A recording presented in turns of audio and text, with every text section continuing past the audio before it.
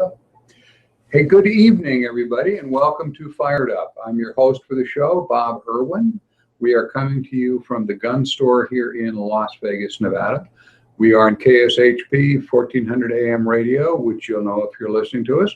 And we also, the show is simulcast on YouTube at Fired Up with Bob Irwin. We are on every Thursday from 5 to 6 p.m. The YouTube shows stay up forever, so you can watch them anytime. If you're listening to the drive-by version or drive your car version, drive-by version, that's not good. You can pick up the rest of the show on YouTube when you get home. Just punch up YouTube and go to Fired Up with Bob Irwin, and you will see the show there. This show is about guns, related political things, and self-defense issues. My guest tonight is murder defense attorney Clark Patrick. It's always delightful to have Clark on the show. He specializes in defense of murders and has for years and years, and is a gun guy. Absolutely. A little bit of your background. Sure, Bob. Grew up in Montana, so I've been around firearms and hunting my whole life. Continued to do all of that. In the early 80s, I did a stint with the Army as a tank commander. Recently, I keep busy by reloading bullets and building my own ARs. And for the last 11 years now, I've been practicing solely murder defense work as a defense attorney here in Las Vegas. All right. Don't go building ARs in Maryland or California. Or where one of them that just went on this week. I saw that. With a change in the constitution of the state, apparently. We'll get into that bit. First, we're going to talk about some use of force cases, some use of gunfire. Every month, every week, really, there are several hundred uses of guns for self-defense in the United States. The media reports the bad ones and the stupid ones. They rarely report the good ones. The good ones being where you point your gun or allude to your gun and the bad guy runs away and nobody's hurt and no shots are fired and everybody goes back to bed. But they don't make the news, but it happens all the time. So we want to counteract the media view a little bit of how guns are helpful to society. So we start out with some of these. Some are good shootings, some are questionable. So once in a while, there's one that's just plain wrong. But the reason I picked them out, the stories that I use, is because they have some useful nuggets for people that own guns, either what the guy did right or how he could have made it a little better. Maybe he stayed out of court and still saved his life, that sort of thing. Yeah. Because we always look at use of gunfire in two views, that you could be charged with a crime if it turns out what you did was criminally wrong or criminally negligent, or you could end up being sued by the victim or the victim's family, your victim, the bad guy. If you shoot a bad guy, no matter how bad the bad guy is, there's always a family out there who will find a lawyer who says, I'll get money for you for that. Absolutely. And if you're having a really bad day, you'll have both kinds of lawsuits. Yes. You see every other commercial on television here in Vegas, and I'm sure most places in the United States, is an attorney saying, did somebody hurt you today? Call me, I'll sue them, no fee unless we win. Yep. It doesn't just apply to car wrecks. It applies to home defense and self-defense shootings just as well. And lots of those are shooting cases, and I make some portion of my living actually defending those. Anyway, we are going to talk about a couple of cases. First up, this was a good thing that kind of went bad at the end, which is why it's here. This is from WLTX TV, Channel 19 in Columbia, South Carolina. This took place on the 14th. It's just outside of Camden. Police say an 80-year-old owner of a laundromat was able to scare off a robber who came in with a Halloween mask on by the laundromat owner firing his gun. A little more to it than that. The great-grandfather said he was sitting in his store Wednesday afternoon when the suspect entered the store. An incident report from the police department says the robber was wearing a mask from the movie Scream, a white mask, and all black clothing. The suspect was armed with a gun and demanded the guy's cash box. It's a laundromat. He has a little metal box he puts that in. and the guy's 80. So anyway, so the owner said the suspect could take the cash box, which he apparently did. And then the guy ran out of the store. Well, the store owner got his .25 pistol and he followed the guy out. This is where it went wrong, because that's what shouldn't have happened. There's nothing in your little cash box that's worth getting in a gunfight over for the reasons we just mentioned. Anyway, he follows the guy out of the store. Apparently then he decided to fire a round into the air to scare the guy, and it really did. The guy dropped the cash box, and money went everywhere. He jumped into a waiting vehicle and left the scene. I had to throw in, the car is described as a pea green Nissan or Toyota. So these robbers have very poor choice in cars. Yes. Ugh. They were probably trying to get money to get a paint job. He's such a scaredy cat that a shot in the air, I mean, he wasn't near him, nothing, nothing happened. It scared him so much he dropped the cash box. Anyway, he's not one of your tougher robbers. Anyway, chasing suspects is a courageous thing to do, but it can get you injured or something worse. You get seriously hurt or fire shot in the air. The guy had a gun. He could have just as easily turned around and thought he was being shot at and opened fire on the 80-year-old. I mean, the guy did have a gun. Yeah. And a lot of times with one of the downsides of warning shots is the bad guy thinks that you shot at him. Right. So he shoots back when you're only trying to scare him, loudly tell him to leave. In this case, he's already leaving. So anyway, it caused him to drop the cash box. That's good. It is really tough to let some street puke steal your money and get away with it and not do something. And I understand that. We are madder than I'll get out at criminals all the time. But you got to think it through and weigh the possibilities of what good can happen when you follow him or chase him, or what bad can happen. And the bad things really outweigh the good things when you're only dealing with a cash box that's got, I didn't say how much, but just the money from a laundromat. This is maybe not worth risking your life. Get the license plate of the car, maybe let the police handle it. Yeah, I mean, but I understand explaining that to some guy who's 80 years old and making his living, like this. I'm not going to let that young, get away with it. And fine, that's what happens. But try to avoid, that's why I'm saying these are examples so you can think it through. I'm sure even this guy looking back at 20/20 hindsight would say, yeah, I probably shouldn't have done that. The guy could have shot me or, whatever. The gun store here, we offer free concealed carry permit classes, which cover this kind of thing every Monday, Wednesday, and every Saturday. 3 times a week, go to our website, thegunstorelasvegas.com, and you can sign up online for the classes. They're getting really busy now with all the crime that's going on. But we haven't turned anybody down yet, but we're getting to it on Saturday. Try for Monday or Wednesday if you can to come in to get your permit class. Takes about 90 days plus to get the permit in the mail, so you got a bit of a lag time there to get your permit. So the sooner you get started, the better you are.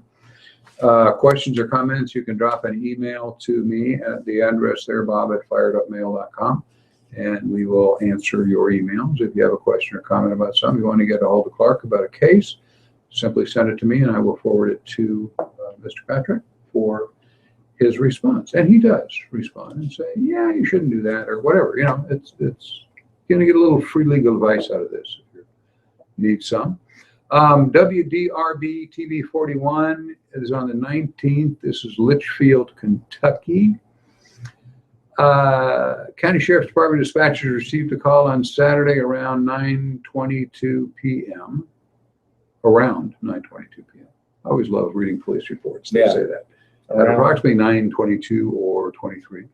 A woman called advising that her 43-year-old ex-boyfriend had busted in her front door, causing her to fire shots at him when he entered her home.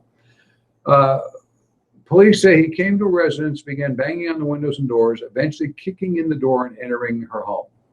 The woman then fired several shots at him. He turned and ran out of the home a couple hundred feet toward his parents' residence, which is nearby, before collapsing in their driveway. The sheriff's department said it appeared he was shot in the chest at least once. He was pronounced dead at the scene by the Grayson County deputy coroner. Turns out there was an active domestic violence order against the intruder who had recently, and it had been amended by the court to allow him to stay at his parents' home, which is next door to this ex-girlfriend. Yikes. Yeah. There's a judge that's going to be taking some heat on that. You know, you got to wonder what the court was thinking. Obviously, he made something about I have no place to stay and my parents live right next door. And, you know, I promise I won't go near her, which he, of course, had to do. Right. So the judges, you know, well, there's probably a lot of detail in the case, but it's still stupid, judge. whatever the extenuating circumstances are. But she had a domestic violence order. The guy came in anyway. She shot him. That piece of paper doesn't really stop a lot. No, it doesn't. And according to the police reports, the ex-boyfriend had a criminal history that included burglary, rape, kidnapping, and assault. Wow. So lessons learned from this, protective orders don't work.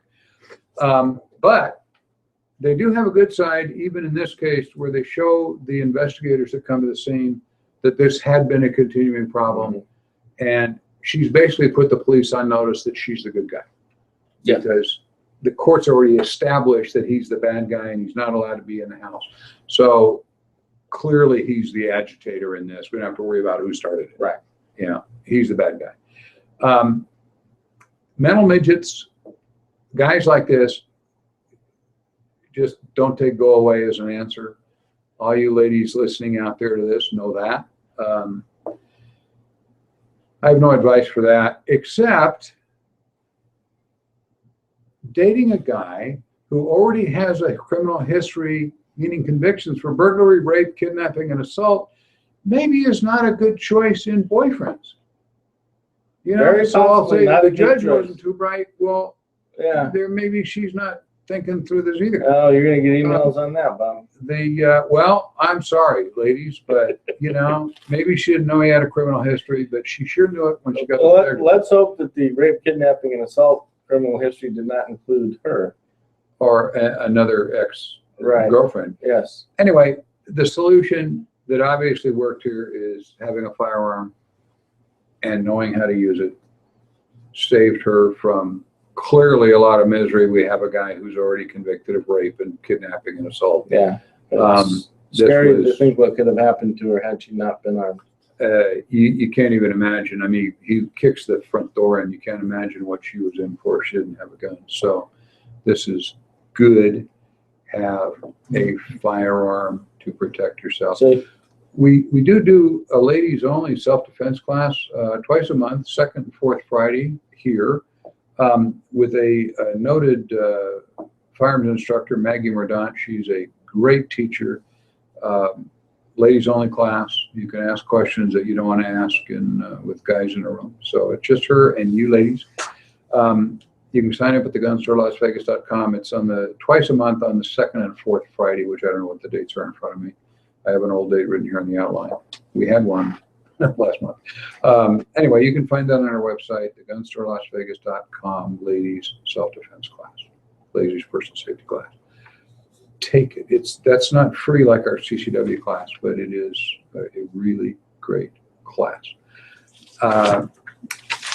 We're on Facebook also. The show is. If you would like to friend us on Facebook, that would be nice. We're getting a lot of Facebook friends, and I'll kind of put you on our mailing list to keep up with what's happening here at the gun store. So we have one good shooting, and we have one I shouldn't have chased the guy shooting. Now we have a gun accident that is turned out could have been a lot better. kind of stupid. This is a source called Online Athens. It's published by the Athens Banner Herald. This is in Athens, Georgia. On July 1, a young man suffered a gunshot wound to his chest while visiting University of Georgia students' apartment. It's not on campus, it's off campus, but it's all students, University of Georgia. Arriving police say they found the victim in the living room of the student's apartment, surrounded by several other males who were applying pressure to his chest wound shortly before 3 a.m. on Tuesday. The UGA student said he did not know what occurred because he was asleep in his room at the time. The student's roommate, the victim's brother, and another visitor all told police they were in the bathroom when they heard a gunshot. Right. After Only not, if they were girls. I think beer was involved here, but after not being initially forthcoming, after detectives started going, I don't believe you, and you're all going to go to jail for lying to police, they all decided they would maybe be a little more forthcoming. Apparently, the 22-year-old victim and his brother were demonstrating a technique on how to disarm someone who's pointing a gun at you at 3 in the morning. Okay. They did not realize when they unloaded the gun that the magazine was out, but there was still a round in the chamber, and this is a gun that will fire with a round in the chamber or with the magazine out. Which most guns will.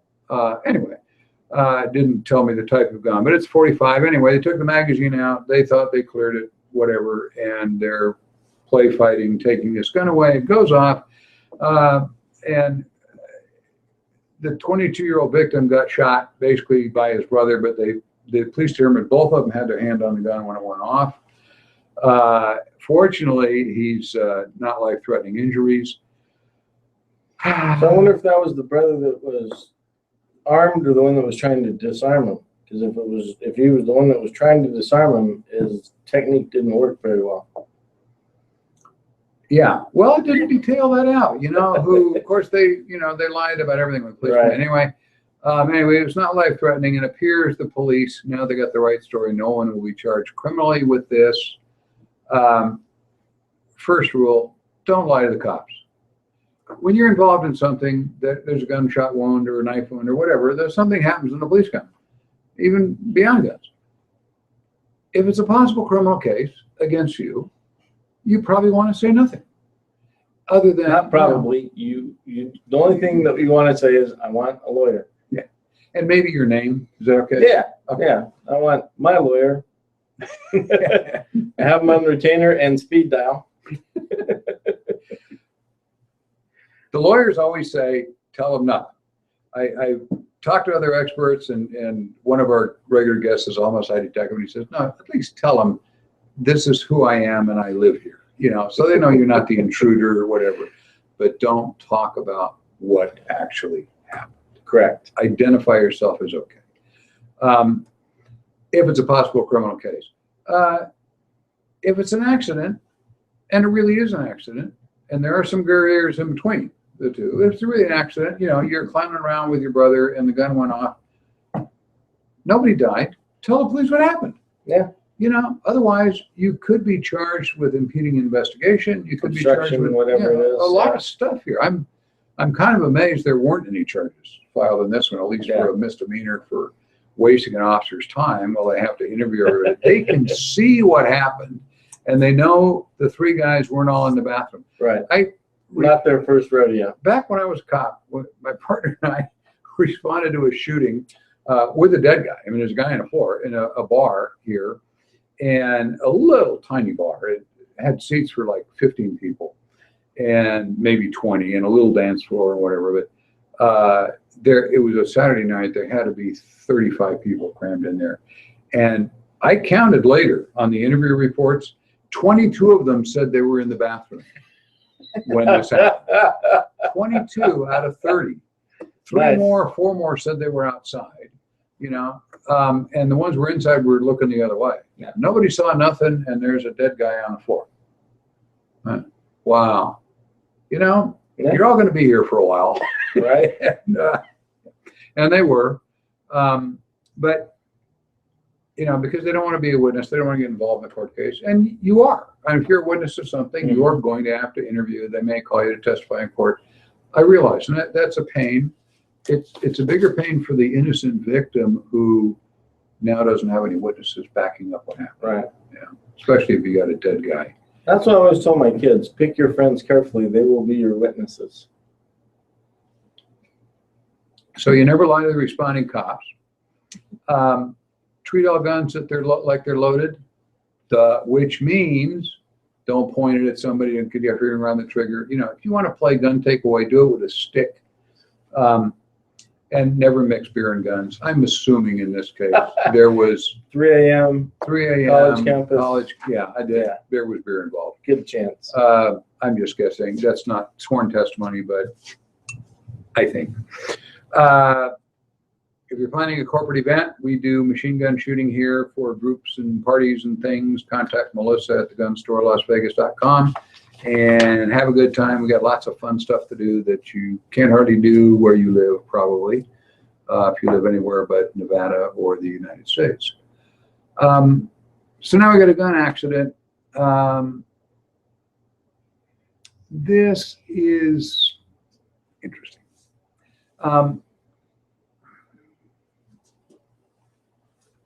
A stupid case. I'll just give it to you as it came. This is from a website called masslive.com. It's in Chicopee, Massachusetts. Reading some of the other stuff on this particular blog, it is pretty liberal anti-gun stuff. The police, anyway, in Chicopee, Massachusetts, they received a call of a breaking and entering attempt at a home in the Fairview section of the city, if you know where that is.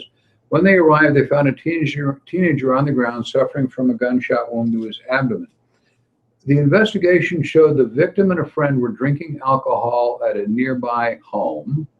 The kid on the ground, I believe, was 15 years old. Yeah, he's 15 years old. They were drinking alcohol at a nearby home. The two went out for a walk. They apparently got confused while walking as to where they were in the neighborhood and believed they had arrived at a third home where another friend of theirs lived. So it was determined that the three went to the residence. There was the kid that got hurt and two others. They went to the residence and couldn't get in. So the victim, the 15-year-old, was banging on the door. When a pane of glass in the door broke, the homeowner, who was awakened by the noise at 3 a.m., or whenever, no, it wasn't 3 a.m., I'm sorry, it was earlier than that, but I didn't put the time in here, but it was late in the evening. When the pane of glass broke, the homeowner fired a round of 12 gauge through the door, struck the 15-year-old, the suspect. He said, the 42-year-old homeowner said he tried to communicate with the victim who was banging on the locked door. Arriving police immediately started emergency medical care and so forth. He was rushed to Bay State Medical Center where he was treated but died. The 42-year-old homeowner has been charged with murder. This is Massachusetts, guys. Remember what we're talking about. That's pretty harsh. He's been being held at Chicopee Police Department jail without bail. The Chicopee police detectives are working with Massachusetts State Police and the Hampton District Attorney's Office to investigate the case. This is a really awful case on a number of levels. Clearly, shooting through a door where you can't see what's on the other side is a really stupid act. We've had this come up before, and I've advised people if in fact you're yelling at the guy and it's not working, either he's deaf or he's determined, or he's maybe just a kid at the wrong house who's a drunk kid at the wrong house. Call 911, get away from the door, get across the room at least, behind something that stops bullets, keep your gun pointed at the door, and get on with 911 and create a witness on the phone, the recording as to what's going on. You're yelling, get away, don't break in my door, and so they can hear the door crashing before the gunshot, that sort of thing. You create a disinterested third party as a witness who's the police department. Great idea. Always a good idea. He just shot through the door. So there's more. This is, again, Massachusetts, and it's a liberal blog in Massachusetts. The Mass Live article noted that the homeowner on his Facebook page, the main picture is of him aiming a gun. Oh my God. I mean, doesn't that mean he's guilty? Oh, no. No. He also had posted several things supporting the Second Amendment. Now, why the blog put this out as part of their story is purely to make the guy look bad. Sure. Apparently. Absolutely. If Maybe it's a liberal blog, sway public opinion that this, he's an anti-gun, he's a gun owner in an anti-gun state, and there's some legal issues here. Obviously, the First Amendment is okay to express your Second Amendment beliefs. There's pro-gun stuff on my Facebook page. That's surprising, I know. But that can be used to poison juries. Sure. And yes, I don't know if this would get into a case, which is kind of a question for you, but you don't want to put things on your social media page that can come back to bite you. We catch a lot of criminals because they Facebook. They Facebook themselves. Yes. I know you've had clients that yes. have, been on their Facebook, kill that some bitch, and there's a picture of them waving their gun. Either before and then sadly, go, Clark, your client, we got a film of him. Right. And you go, and sadly, sometimes after the event. event. Anything you put on your Facebook page probably would have upset this Massachusetts blog. But you probably want to look at your Facebook page and see if there's something on there you really don't want to end up being used. The cops to see, a jury to see, a prosecutor to see. They're going to look at it. Any of you out there have served on a jury, I know what you do when you see the defendant in court and get his name. When you go home, you get onto Facebook or Twitter or whatever and find out who he is. You're not supposed to do that. That's against the rules. It is. They always tell you that. They do. And you always do it, don't you? Always. So don't have stuff on there that's going to make you look like a dummy. Speaking of Facebook again, please friend us on Facebook. We got 1,700 people on there now, which is really nice. And a reminder, we offer concealed carry permit classes, gun safety classes every Monday, Wednesday, and Saturday. The only charge for the class is the $10 paperwork fee for the states you want to get here or Florida. Between both those states, you get 30 some states where you can carry. In general, it varies a little bit in cities and towns here and there, but about 35 states, 34 states. None of them are California. Don't ask, please. We get that every day. But you can take the class, learn a lot. You won't do something dumb like some of these guys have done recently. The next thing I want to talk about is shootings of police officers. We all know what's been happening with police being shot at in the last couple of weeks. I pulled a list from the New York Times of stories they've run on police shootings. This is, they're in red on my little outline here, by date. It's this long, and I deleted some of them because there were duplicates of other stories. So this is just in the last 30 days where police have been shot at or shot by, and there's a bit more on the next page. Somebody. First, I want to talk a little bit about the two shootings that seemed to set off all the demonstrations. We had one in Minnesota and one in Baton Rouge that I want to talk a bit as a police trainer. As most of you know, I taught in police academies for years. I instructed here in 28 police academies, use of force and firearms. Was in law enforcement myself for 26 years or so. I'm just going to talk to you about those shootings and what I saw. The Baton Rouge shooting, we had a guy who, if you recall, was selling videotapes or CDs. I said videotape salesman. That's how old I am. He was selling CDs. He was, the police were called because of something. He gets into a fight with the officers. He was armed. And apparently the responding officers, the people knew it, that he had a gun. Anyway, the scene you saw was he's on the ground. One officer is fighting with him. They believe he has a firearm. Turned out he did, actually. One officer, he's on his back. One officer is fighting with him. The other officer kneels down over him, pulls out his gun, and places it on his chest. And at that point, most of the videos cut off because the news media didn't want to show the actual shot being fired into his chest. Early versions of that did show it. And what happened, what you see happen was the officer is kneeling down, puts the gun down on him like this, and then goes and then fires. Anybody who's a police trainer understands right then what happened. And it'll come out in defense of this officer because there will be a trial and hearings and so forth over this.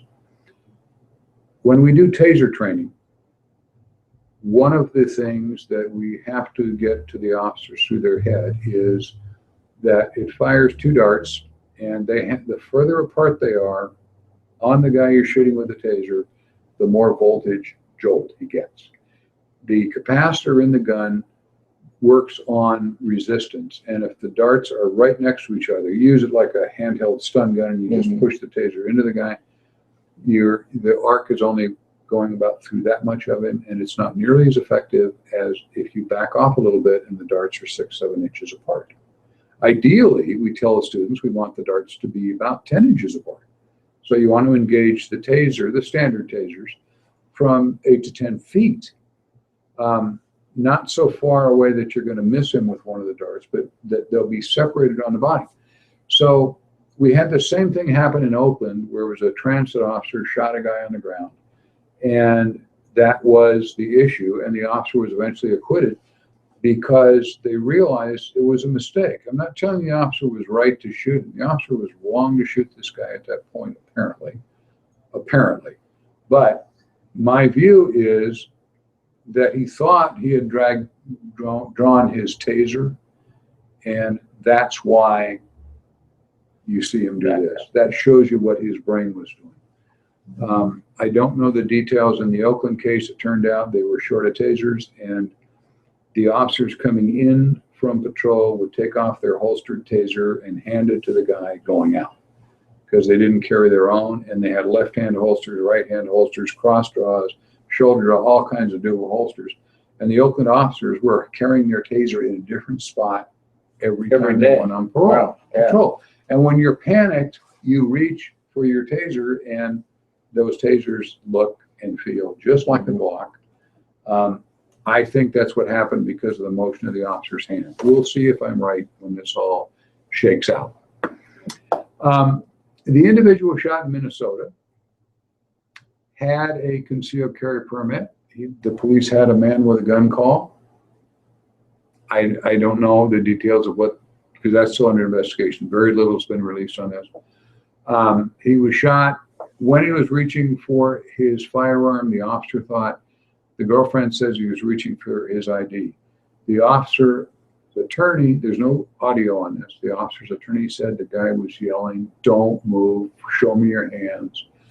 And he moved, apparently, in his girlfriend's opinion, to reach for his ID. In the officer's opinion, he's yelling, "Don't move," on a man with a gun call, and he was reaching toward a gun the officer could see, and that's why the officer fired. If that turns out to be true, in that second case, it's the guy's own fault, more or less. I don't want to blame the dead guy. But both of these cases, we jumped into immediate, this is wrong, that is wrong, right, even including the President of the United States in one of them. telling us, you know, this and that and the other thing, when the investigations haven't been complete. All of this stuff, I can tell you from investigating shootings, what matters is what happened in the 1.5 seconds right at the point the shots were fired. Yep. Not where the people came from, what their background was, who they were. They were selling CDs, they had a concealed weapon permit, all that stuff. Both parties didn't know what was going on at the time. One guy's a cop looking for bad guys, the other guy is a good guy or a bad guy looking to get away, or a good guy thinking the cops know he's a good guy. We don't. When we arrive at the scene, if you've got a gun, put it on the ground and show them your hands. I mean, I can't emphasize right now, especially with all the stuff going on with police, that how important it is for you to be kind and cooperate, even if it grits your teeth. Police do that all the time. We're courteous to people who are not courteous to us. And all these cops being shot is a horrible thing. It needs not to happen. You can jump in here and you want and just throw out what you think.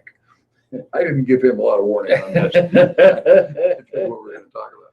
No, you know, I mean, that's exactly right.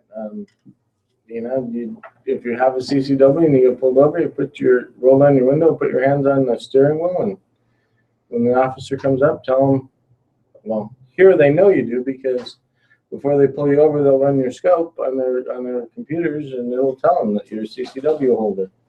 And so they know you have one, so don't make any moves that make them think that you're going to engage them. Hands on the steering wheel, window down. When they come up, say, yes, I do. Tell them where it's at.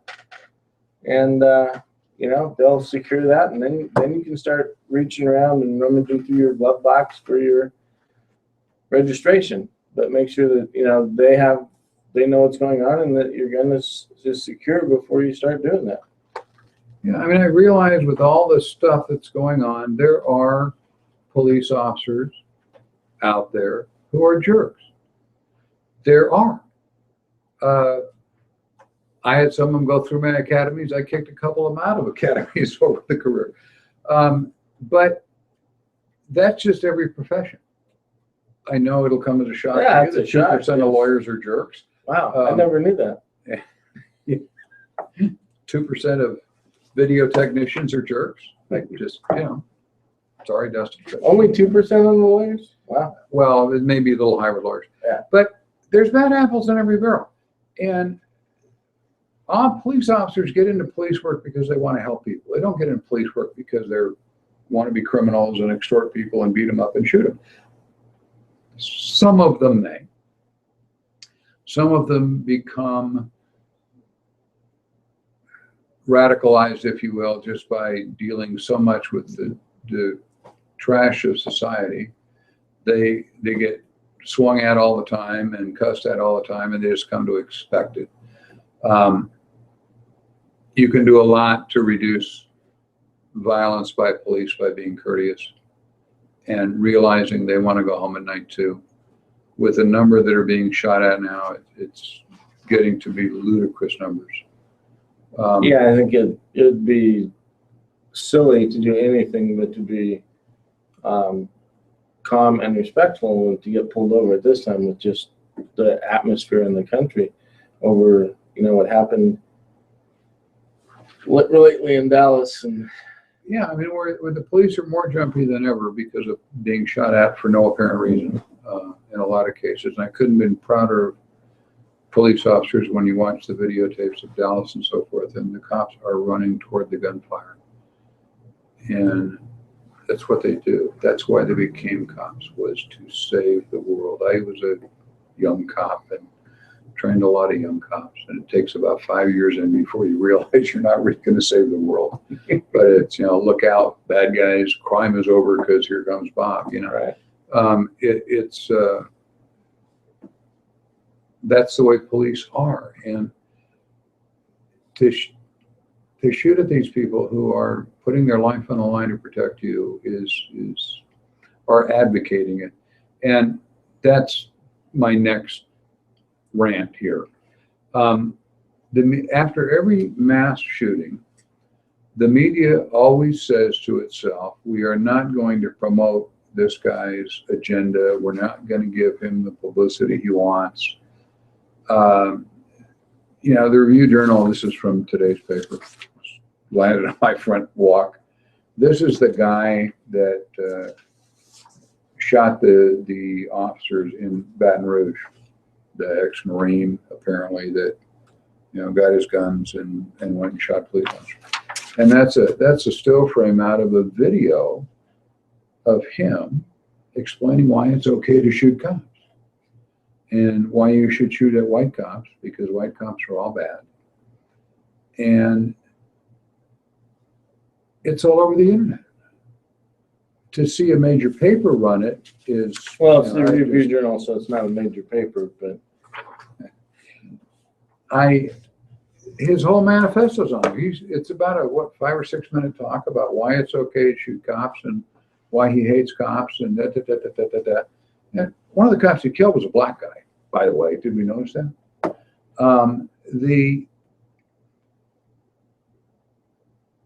This creates copycats. Mm-hmm. The shooter in Dallas was all over everything. And his whole history, his written manifesto, who his friends were. Media that does not help keep police officers safe. It creates copycats. It is a terrible disservice to the world. I know you have to run the story that a guy shot at police officers, you know, but you don't have to put his picture, you don't have to put his name over and over and over again. Give a half page about his manifesto. That's just... Yeah, I mean, this was, I was absolutely stunned that they ran that video, and it's everywhere. I can't imagine what the media people who are running that are thinking. They have to know that with individuals who are borderline psychotic, and several of these guys have already been apparently diagnosed with that, that they would want to trip the trigger of the next guy, sure, who wants to do this and become more famous. Look at this, I can get in the paper for 2 weeks and it's just, you know, and I can't stop the media from doing that. Police departments can't stop it. We have the First Amendment. They can publish pretty much anything they want to publish.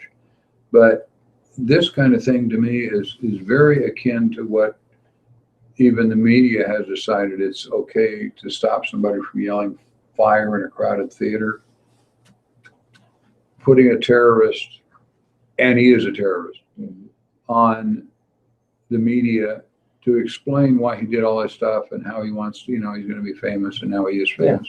Yeah. Well, they're making a hero out of the terrorist. And they're going after the Dallas police chief for using a bomb to get the shooter. Yeah, that just killed 8, 9 of his people. Yeah. It killed 5 Dallas officers and 1 other department sheriff and another guy who's still critical. Yeah, they should have, it could have called it a drone strike. And it wasn't fair of the police to use a robot with a bomb on it. He's in a room that has no way out, and he wants the officers to storm the room. So he can shoot a few more. So they should be fair.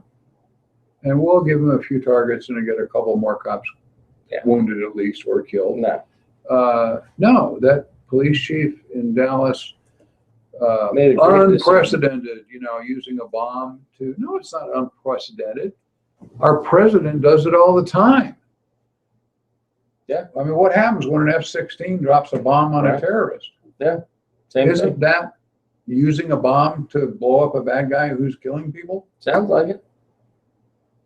So I mean, if you're a lawyer, can you find the difference? No, there's no difference. I was even going farther back to Harry Truman, you know, the decision that he had to make. Yeah. And that's, you know, that was a respectable decision at the time, just like the Dallas police chief made a respectable decision at the time. And he saved his officers' lives. We know they're going to get hurt storming a small room, couple of rooms that this guy is barricaded in. They can't get him through the windows.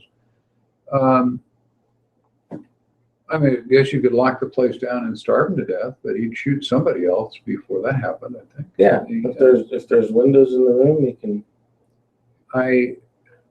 That was, unprecedented. I am just so proud of that police chief. When they approached him on the gun issue, as it would happen, he thought taking guns away from people wasn't really a bright idea. Speaking of that, we'll go there now because we're going to run out of time. In Massachusetts today, we had an unprecedented thing happen. The Attorney General of Massachusetts, Maura Healey, has issued an enforcement notice, which she says she can do through the Commonwealth of Massachusetts, changing the definition of assault weapons. Now, assault weapons are illegal in Massachusetts. So she's concerned that they outlawed them by name, an AR-15A2-3, whatever, She decided, without going through their legislature or asking the governor or anybody, any hearings, that anything that is similar is also banned in Massachusetts. So it's now on the banned assault weapon list because she says so. So anything that constitutes a copy or duplicate of a weapon that's on their ban list is also banned because she says so.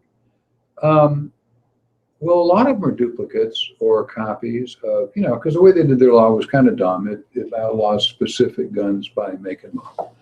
And the list just goes on. California's been doing that for years now. The list is like 5 zillion guns. Anyway, she estimated that there are an estimated 10,000 copycat weapons sold in Massachusetts in 2015 alone.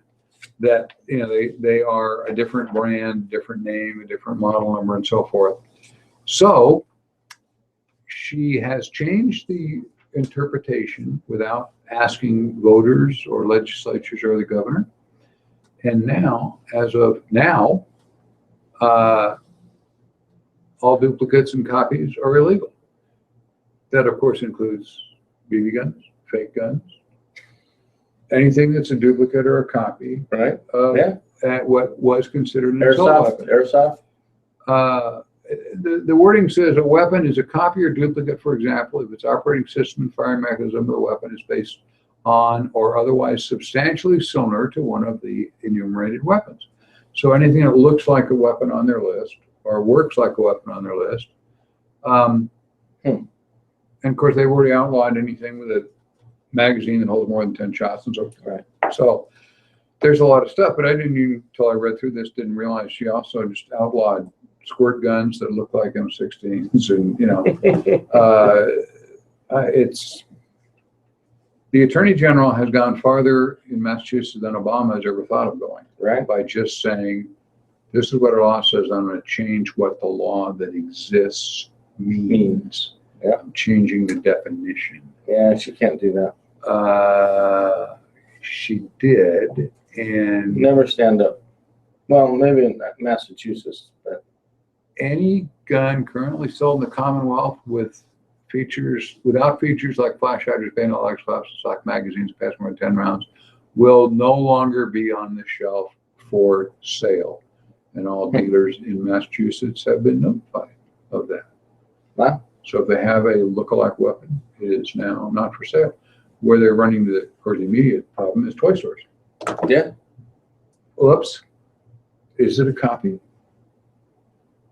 of an AR-15? Sure. Or a Ruger Mini 14 or a whatever? Yeah. Sure it is. Absolutely. August 6 and 7, a couple weeks, Saturday and Sunday, East Side Cannery's got a gun show over there.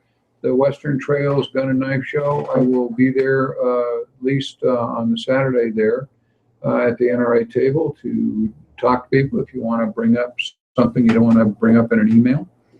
The Las Vegas Gun Show is next at Cashman Field, August 13 and 14, 2 weeks after that, a week after that. We'll be back next Tuesday from 5 to 6 here on 1400 AM radio. And on YouTube at Fired Up with Bob Irwin, we'll have Homicide Detective Phil Ramos. I'd love to get his comments on a couple of these things. It'll be fleshed out a little bit more anyway by the time we get to next week's show. I thank you for listening and watching us on YouTube. Again, questions and comments can be sent to Bob at firedupmail.com. We have, they're running my columns now on, forgot that one, MON.com. I put some versions of this story, these stories I use onto MON with some comments on what people should and shouldn't do in firearms. And I put on the back of that sign, if you look at MON, vote no on one. We've got a ballot issue coming up this time around. Question 1 requires background checks for all firearms transfers. The left says it'll make us all safer. Our view is that the state charges $25 to do a background check.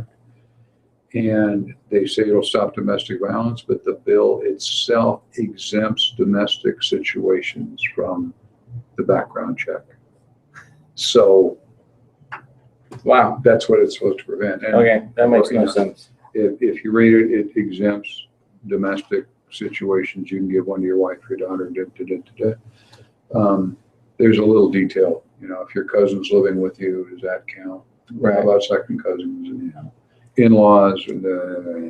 It's not very well spelled out. It's a terrible piece of legislation and will not stop crime, but it'll annoy gun owners and make it more difficult for those of us who try to obey the law and still have firearms for self-defense. A lot of stuff. I got one other story here. I've got 2 minutes. I'm just going to do this real quick because it's kind of cute. The RJ carried a story. A man was shot in the shoulder after an attempted robbery at the Rumor Boutique Hotel on Tuesday morning. This was Tuesday morning at 4:45 a.m. He's parked outside the hotel. It's on East Harmon and Paradise. He's approached by 2 men. The men reportedly demanded money and property from the man in the car and displayed a firearm. The man in the car also had a firearm. He pulled it out and shots were exchanged. The man turns out is a retired police officer from New York who now lives in Henderson. The two suspects ordered him to give them all his stuff. He responded by saying, "I'm not giving you anything. I don't have anything to give you." An exchange of shots took place. The retired cop was hit in the shoulder. He drove to the valet parking where we always tell people to go if you need help. And they got a hold of him, took him to the hospital. He's okay. He said, "If I didn't have my firearm last night, I would have been dead. I think it's important to have a firearm to protect yourself. I'm lucky to be alive." He said he fired about 4 shots. The suspect fired 7 to 10. One suspect ran across the street to the Hard Rock where patrol officers spotted him after a foot pursuit. He was taken into custody. The other suspect remains at large. Always carry your gun. Here's a little trick I learned. We used to teach this in the police academy, how to fire from your car. Make sure you can draw your gun with an unloaded gun or a fake gun. You need to get the seatbelt out of the way. There's nothing worse than drawing your gun into your seatbelt and now you can't even turn it. You have to unhook the seatbelt first. If you're worried about this, you have a gun in your car, particularly where you carry it, unload it, check it 3 times, try it, and make sure you can get your gun. Thanks for listening. Thanks for watching on YouTube. Thank you, Clark, for coming by again. Always a pleasure. And we'll be back next week with Detective Phil Ramos. Thank you.